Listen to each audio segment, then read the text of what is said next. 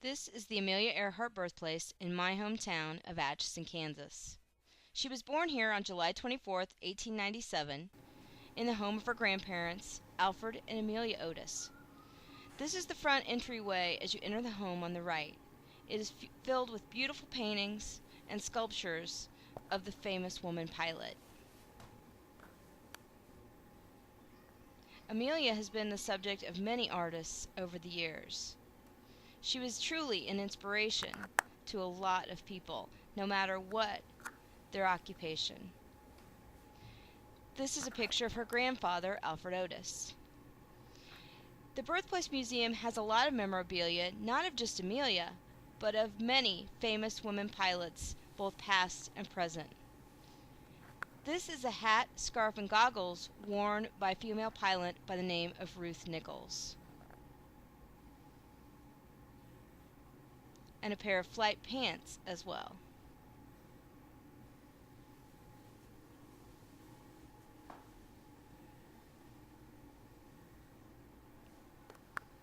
The home has been lovingly restored by an organization called the 99s, an organization whose members are female pilots. Amelia was their first president. On the wall in this room is a portrait of Amelia and her husband, George Putnam, who you learned a little bit about in the video of part 1 of our series. This is the original painting created for them in honor of their marriage.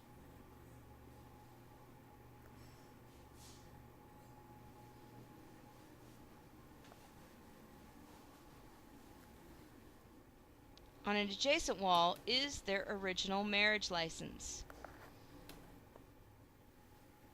As you travel into the next room, you see many pictures on the wall of all facets of Amelia's life. This one I found especially interesting. It was an ad in Vanity Fair for a line of clothing based on her style. As you can see, it's colorful sports clothes cut for comfort.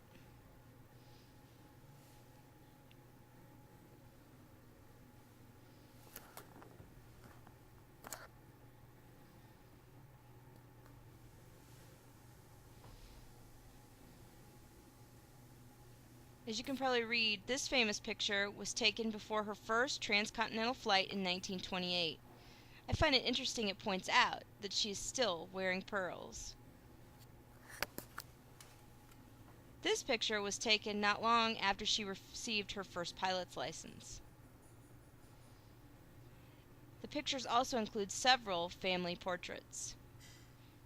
She and her sister, Muriel, nicknamed Pidge, spent many years here as children.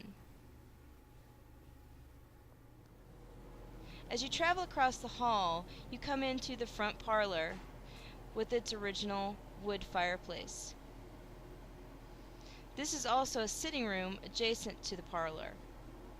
The walls, as you can see, are very warm. You can almost feel the warmth of the home. Every room in the home is dedicated to Amelia and holds a lot of memorabilia, including, as you can see in this picture, her first bathing suit worn at the age of 4.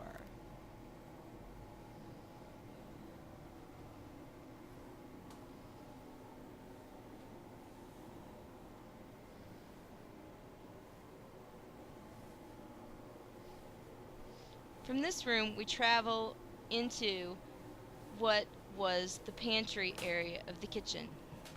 You can see a model of her Lockheed Electra hanging from the ceiling.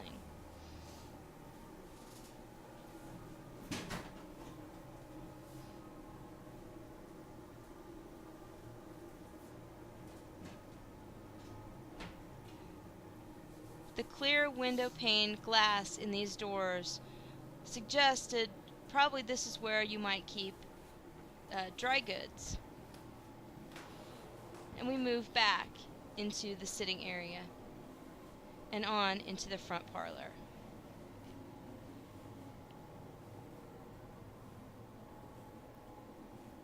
You can imagine people sitting around, talking, enjoying themselves, maybe even singing a tune being played on the piano. This is a painting of Amelia's grandmother, Otis.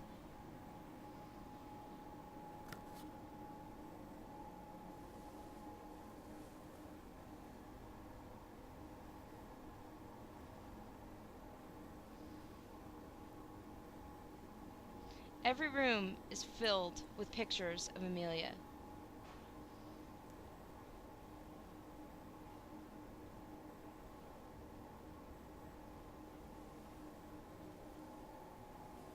Here you can see the front entrance to the home.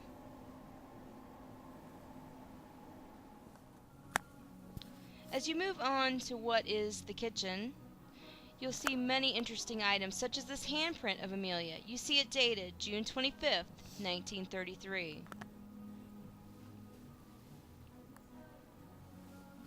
One of my favorite paintings concerning Amelia is by an Atchison artist, Joan Staley.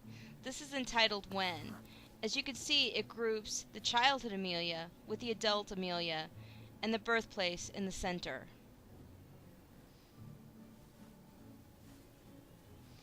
As we move out of the kitchen area to a side entrance and what is also now a sunroom, you move down the hallway towards the formal dining room.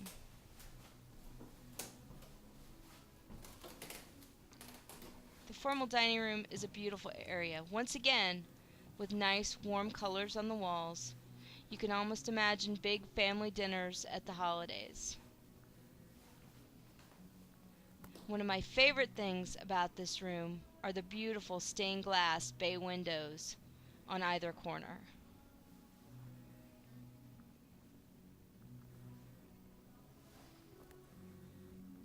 And then above the chandelier, beautiful detail on the ceiling.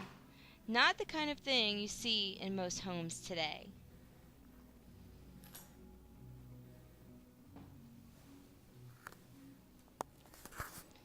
In the video we watched in part 1, we saw this headline, and at the Birthplace Museum, you can even buy a copy of that newspaper, as well as dolls made to help inspire little girls of today to become anything they want to be.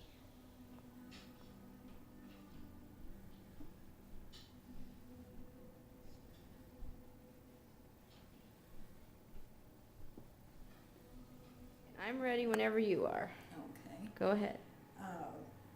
One of our favorite stories is the roller coaster story, of course, and I think Amelia was probably about 10 years old when she did that. Her father had taken Amelia and her sister Muriel to a World's Fair, and I think she saw her first airplane there, but the roller coaster really impressed her a lot more than the airplane. And so when she got home, she decided she could construct her own roller coaster.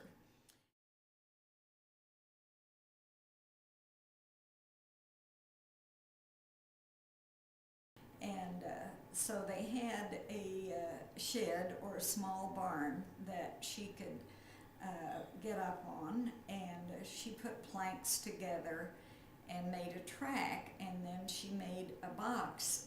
I believe she used wheels from a wagon or something on that would roll down the planks, and she could make that roller coaster.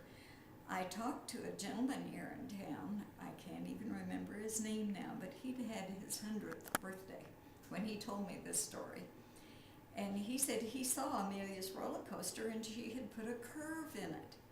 And every time the little cart she was riding in would get to the curve, it would fall off. And her grandmother said, "Amelia, you're going to hurt yourself seriously." So that's why she made her tear it down. But Amelia did get to go down the roller coaster several times before she tore it down. And she said, "Oh, Pidge, this is just like flying." And I'm sure Amelia at the time didn't know how prophetic that expression was. But that is a good example of how brave she was when she was a child here.